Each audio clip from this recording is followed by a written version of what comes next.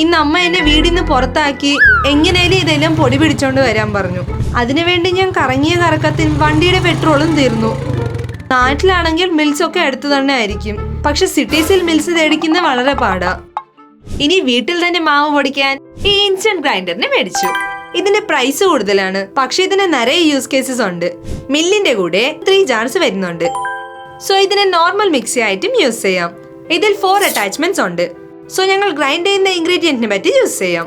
ഈ red colour അറ്റാച്ച്മെന്റിനെ വെച്ച് lid close ചെയ്ത് ഇങ്ങനെ ലോക്ക് ചെയ്യണം. ഇപ്പൊ സൈഡിൽ ഒരു ജാർ വെച്ച് പവർ ഓൺ ചെയ്ത് നമുക്ക് വേണ്ടുന്ന ഇൻഗ്രീഡിയൻസിനെ ഇട്ട് സ്ലോ ആയിട്ട് സ്റ്റിർ ചെയ്താൽ കൺസിസ്റ്റന്റ് ആയിട്ട് ഗ്രൈൻഡ് ആവും. ആൻഡ് ഗ്രൈൻഡ് ആയ മാവ് മുഴുവനും ഈ ക്ലോത്തിൽ നിന്ന് പുറത്ത് വന്ന് ജാറിലോട്ട് കളക്ട് ആവും. ഈ റെഡ് കളർ അറ്റാച്ച്മെന്റ് യൂസ് ചെയ്ത് വീറ്റ് ആൻഡ് റൈസിനെ ഗ്രൈൻഡ് ചെയ്തു.